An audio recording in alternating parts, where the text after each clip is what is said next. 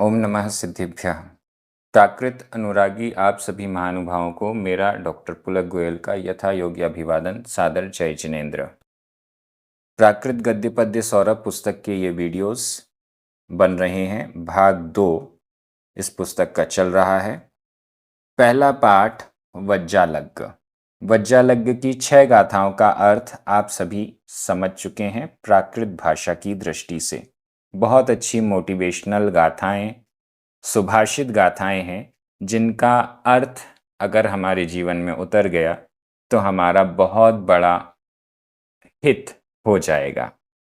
प्राकृत की ये गाथाएं हजारों वर्षों का भारतीय विजडम, बुद्धिमत्ता को लिए हुए हैं और भारत क्यों सोने की चिड़िया थी, ये इन गाथाओं को देखने और समझने से स्पष्ट हो जाएगा। आज हम 2 गाथाओं का अध्ययन करेंगे। गाथा क्रमांक 7 और 8। ये दोनों गाथाएं सज्जन धैर्यवान पुरुषों का कैसा गुण होता है इसको प्रकट कर रही हैं। मूल वज्जालग्ग ग्रंथ में ये क्रमशः 119.1 और 138 नंबर पर हैं। चलिए प्रारंभ करते हैं। गाथा क्रमांक 7। उच्चारण। विहवक्षये, विहवक्षये, आधा क ख, विहवक्षये। वि दाणम, दाणम। माणम, माणम। वसणे, वसणे। वि धीरिमा, धीरिमा। मरणे, मरणे।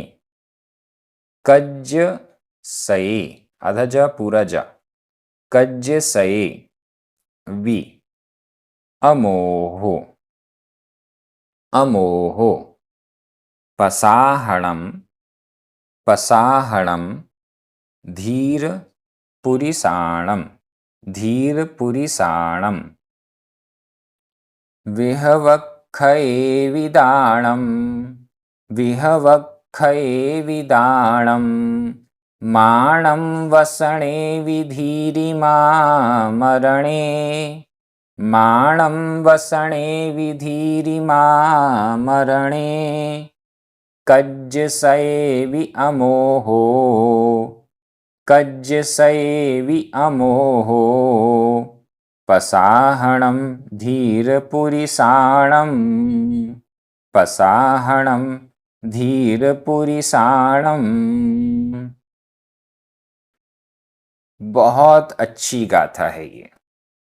पसाहणम, धीरपुरिसाणम। धीरपुरिसाणम, धीर धैर्यवान, धैर्यशाली। पुरिसाणम पुरुषों का, धैर्यवान पुरुषों का। पसाहणम प्रसाधन, आभूषण। धीर वीर गंभीर पुरुषों का पसाहणम प्रसाधन, आभूषण है। धैर्यशाली पुरुषों का आभूषण है। क्या है?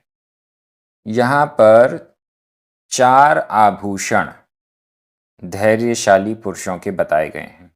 सबसे पहला विहवक्षये वि दाणम। पहला आभूषण है विहव, वैभव। क्षये, क्षय होने पर। वि भी दाणम, दान। संपत्ति के नष्ट हो जाने पर भी दाणम, दान देना नहीं छोड़ते। धैर्यशाली पुरुष हैं। भले वैभव समाप्त हो गया, भले संपत्ति समाप्त हो गई, धन संपदा पूरी खत्म हो चुकी है, फिर भी दानम, दान, दानशीलता फिर भी बनी हुई है। जेब में पैसे नहीं हैं, अकाउंट खाली है, फिर भी जब दान देने का प्रसंग आता है तो उसमें पीछे हटते नहीं हैं। धीर पुरुषों का ये आभूषण है। पहला आभूषण। जनरली लोग ये सोचते हैं कि हमारे पास अब धन नहीं है, अब हमें दान देना, लोगों की सहायता करना, ये सब बंद कर देना चाहिए। लेकिन धीर पुरुष ऐसा नहीं करता।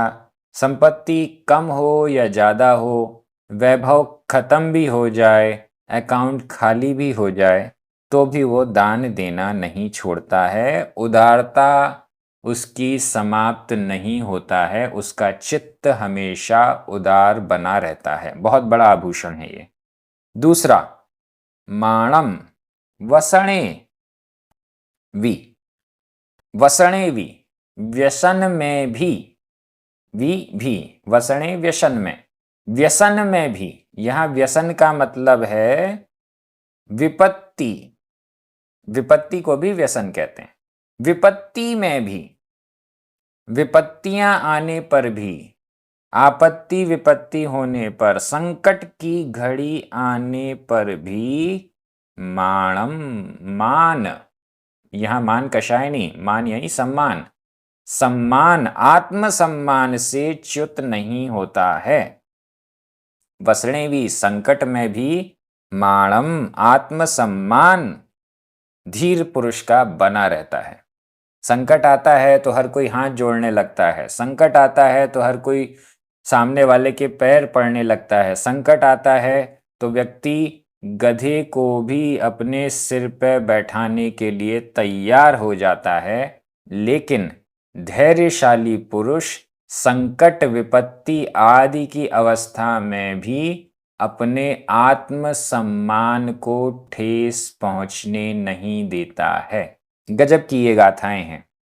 हम कर तो रहे हैं प्राकृत का कोर्स, लेकिन इस प्राकृत के ग्रंथ में जो हमें मिल रहा है, प्राकृत की इन गाथाओं में जो हमें मिल रहा है, वो निश्चित रूप से तपस्या करने के बाद तपस्वियों को, मुनिराजों को ही प्रकट होता है। ऐसा समझिएगा, ये बड़ी महत्वपूर्ण चीजें हैं। तीसरा आभूषण, धीरिमा, धीरिमा, मरणे, मरण होने पर भी, मरण प्रसंग भी है, मरते हुए मरण समय सामने है तो भी धीरिमा, धैर्य, मरते मरते भी धैर्य को नहीं छोड़ते, मरते मरते भी अधीरता नहीं होती। मरण हो रहा है, छटपटा रहे हैं, नहीं ये नहीं होगा। मरण भी हो रहा है, शरीर छूट भी रहा है, प्राण निकल भी रहे हैं, तो भी धीरिमा, धैर्य वैसे का वैसा है। बहुत कठिन तपस्या है ये। वैभव संपत्ति समाप्त हो जाए फिर भी उदारता बनी रहे, संकट में व्यक्ति हो फिर भी आत्मसम्मान को ठेस न पहुंचने दे, मरण का प्रसंग सामने है फिर भी अधीरता नहीं है, धैर्य बना हुआ है। ये धीर पुरुषों का आभूषण है। और चौथे नंबर पर इन तीनों को भी एक साथ रख दें तो भी चौथे नंबर वाला और जबरदस्त है, और हमारे लिए अनुकरणीय नहीं पूजनीय भी है ऐसा धीर पुरुष। कज्ज सये वि अमोहो, कज्ज सये, कज्ज कार्य, सये सैकड़ों, शताधिक, शतों, शत, सैकड़ों कार्य में भी, सैकड़ों कार्य भी हो रहे हैं, सैकड़ों काम हो रहे हैं, सैकड़ों अच्छी अच्छी चीजें हो रही हैं, फिर भी उन सब कार्य में अमोहो, अमोह, मोह नहीं है।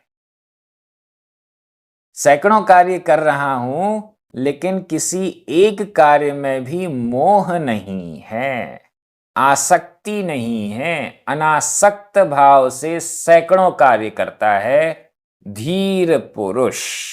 ये गुण जो है ये तो बहुत ही विशाल हृदय वालों का होता है, श्रमणों का होता है, साधकों का होता है, तपस्वियों का होता है। सैकड़ों कार्य चल रहे हैं, हम तो एक कार्य करते हैं और 10 बार उसका बखान करते हैं। देखो मैंने ये किया, मैंने ये किया, मैं इतना प्रभावशाली, मैं इतना धनवान, मैं इतना गुणवान। लेकिन जो धीर पुरुष हैं वो सैकड़ों कार्य हो रहे हैं, सैकड़ों प्रयोजन सिद्ध हो रहे हैं, सैकड़ों चीजें उपलब्धियां प्राप्त हो रही हैं, तो भी उन सब में अमोहो, मोह नहीं, आसक्ति नहीं, अनासक्त भाव। सैकड़ों कार्य चल रहे हैं फिर भी अनासक्त भाव, ये धीर पुरुषाणम, धैर्यशाली पुरुषों के पसाहणम प्रसाधन आभूषण हैं। अब ये आभूषण हमारे पास भी आ जाएं, ऐसा प्रयास हमें करना है। उदारता कभी नहीं छोड़नी, आत्मसम्मान कभी टूटना नहीं चाहिए। धैर्य, मरण भी हो जाए, मरण भी सामने हो तो भी धैर्य से डिगे नहीं, और सैकड़ों हजारों कार्य करते हुए भी अनासक्ति बनी रहे, ऐसी भावना हमारे अंदर भी होनी चाहिए। ये बहुत अच्छी गाथा है। व्याकरण की दृष्टि से देखिए, विहवक्षये, वसणे, मरणे, कज्जसये, इन सब में सप्तमी विभक्ति का एक वचन है। वि 3 बार आया है, अव्यय है। दाणम, माणम, धीरिमा, अमोहो, पसाहणम, ये सभी प्रथमा विभक्ति के एक वचन हैं। दाणम, माणम, पसाहणम ये नपुंसक लिंग का है, धीरिमा स्त्रीलिंग का है, अमोहो पुल्लिंग का है। धीर पुरुषाणम षष्ठी विभक्ति का बहुवचन है। इस प्रकार से व्याकरण भी हमारे सामने बहुत सरल गाथा, बड़ी अच्छी गाथा, और हमारा कल्याण हो जाए यदि हम इसे अच्छे से फॉलो करें तो। अगली गाथा बहुत अच्छी, गाथा क्रमांक 8, उच्चारण। दारिद्र्य, आधा दा पूरा दा, दारिद्र्य, दारिद्र्य। तुच्छ, आधा ज झ, तुच्छ, गुणा, गुणा। गोविज्जनता, आधा जा पूरा जा, गोविज्जनता। वि, वि, धीर पुरिसेहिम, धीर पुरिसेहिम। पाहुणयेषु, पाहुणयेषु, क्षणेषु, क्षणेषु। य, य, वसणेषु, वसणेषु। य, पायडा, पायडा, हुन्ति, हुन्ति। दारिद्र्य तुच्छ गुणा, दारिद्र्य तुच्छ गुणा। गोविज्जन्ता विधीर पुरिसेहिम, गोविज्जन्ता विधीर पुरिसेहिम। पाहुणयेषु क्षणेषु य, पाहुणयेषु क्षणेषु य। वसणेषु य पायडा हुन्ति, वसणेषु य पायडा हुन्ति। बहुत अच्छी गाथा। दारिद्र्य, दारिद्र्य, हे दरिद्रता, ये संबोधन है। दारिद्र्य, हे दरिद्रता। तुझ, तुम्हारे, गुणा, तुम्हारे गुण। हे दरिद्रता, तुम्हारे गुण, हे दरिद्रता, तुम्हारे गुण। पहले तो हम यही सोचते हैं कि दरिद्रता में भी कोई गुण हो सकता है, निर्धनता में भी कोई गुण हो सकता है, धन संपत्ति समाप्त हो गई फिर भी क्या कोई गुण हो सकता है, निर्धन व्यक्ति में भी क्या कोई गुण हो सकता है। होते हैं, बहुत सारे गुण होते हैं। आगे देखिएगा, बहुत अच्छी अच्छी गाथाएं आएंगी। दारिद्र्य, हे दरिद्रता, हे निर्धनता। तुझ, तुम्हारे, गुणा, गुण, तुम्हारे गुण, तुम्हारी विशेषताएं, तुम्हारे आभूषण, तुम्हारी सारे स्वरूप। गुणा शब्द से सब ले लेंगे, तुम्हारे गुण। गोविज्जन्तावि, धीर पुरुषे ही, धीर पुरुषों के द्वारा, हे दरिद्रता, धीर पुरुषों के द्वारा गोविज्जन्तावि, गोपित किए जाते हुए भी, छुपाए जाते हुए भी, गोविज्जन्ता यह वर्तमान कृदंत का प्रयोग है कर्मवाच्य में। गोविज्जन्ता छुपाए जाते हुए, भी, धीर पुरुषों के द्वारा छुपाए जाते हुए भी, सज्जनों के द्वारा छुपाए जाते हुए भी, तुझ तुम्हारे गुण। क्या मतलब? सज्जन पुरुष कभी भी अपनी दरिद्रता को प्रकट होने नहीं देते। सज्जन पुरुष, धीर पुरुष कभी भी दरिद्रता के लक्षणों को दिखने नहीं देते। अगर धन संपत्ति वैभव समाप्त भी हो गया है तो भी धीर पुरुष अपनी दरिद्रता को दिखने नहीं देते, उसको छुपा के रखते हैं। हे दरिद्रता, धीर पुरुषों के द्वारा गोविज्जन्ता भी, छुपाए जाते हुए भी, तुझ तुम्हारे गुण, नीचे लिखा हुआ है पायड़ा हुंती। पायड़ा प्रकट, पायड़ा प्रकट, हुंती होते हैं, प्रकट हो जाते।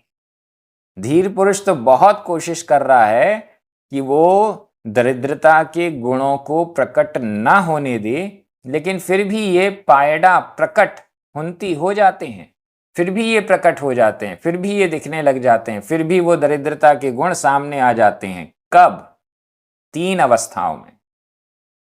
पहली अवस्था पाहुणयेषु, दूसरा क्षणेषु, तीसरा वसनेषु।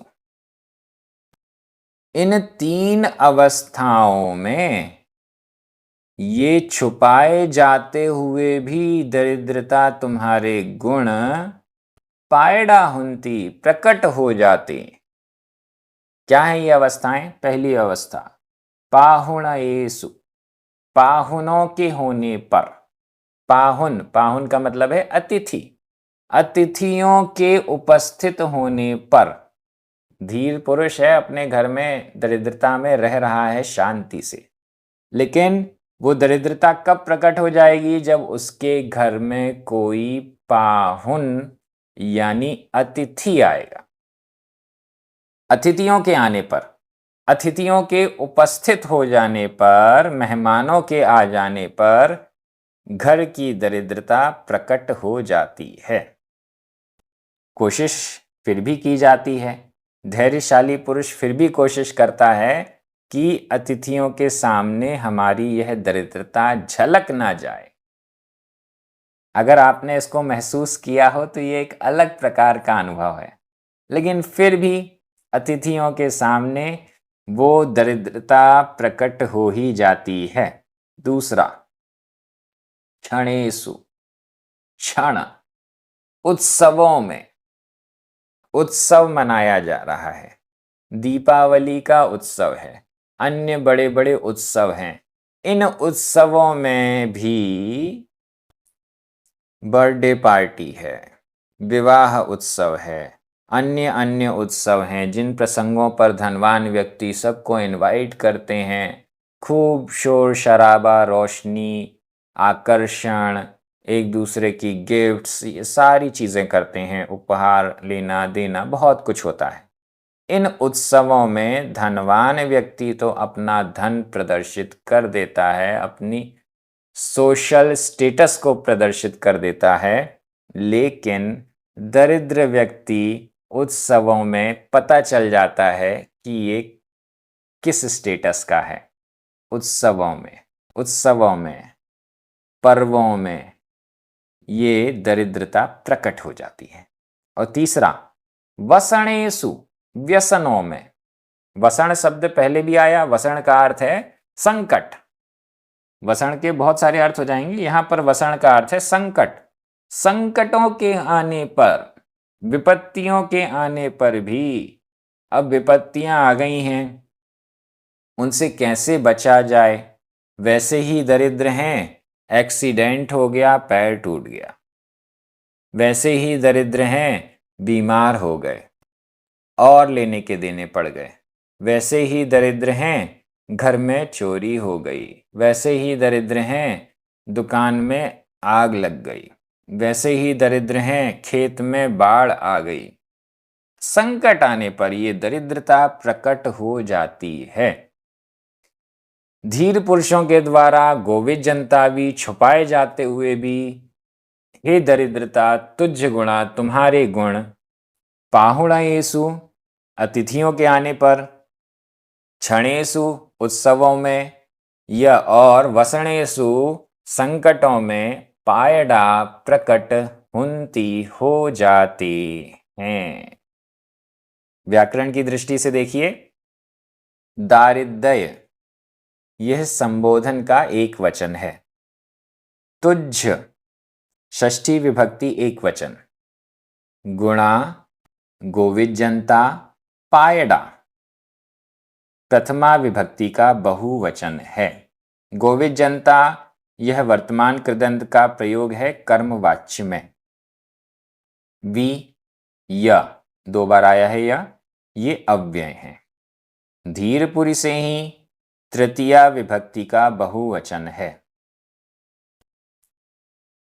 पाहुणयेषु क्षणेषु वसणेषु ये तीनों ही सप्तमी विभक्ति के बहुवचन हैं। हुंती वर्तमान काल अन्य पुरुष बहुवचन का क्रिया रूप है। आप सभी बहुत अच्छे से अध्ययन कर रहे हैं। प्राकृत का यह कोर्स धीरे धीरे आगे बढ़ता जा रहा है। आप लगातार अध्ययन करते रहेंगे। कोर्स पूर्ण होने पर आप ये फील करेंगे कि प्राकृत भाषा तो आपको आपकी मातृभाषा के समान सरल लगने लग गई है। अब तो देखते ही अर्थ दिमाग में घूमने लगता है। इतनी सरल भी प्राकृत हो सकती है, यह आपके दिमाग में चलने लग जाएगा। इसी प्रकार से आगे बढ़ते जाएं। चैनल को सब्सक्राइब भी करें, दूसरों को प्रेरित करें प्राकृत पढ़ने के लिए। चैनल से जुड़ने के लिए सभी को जय जिनेंद्र।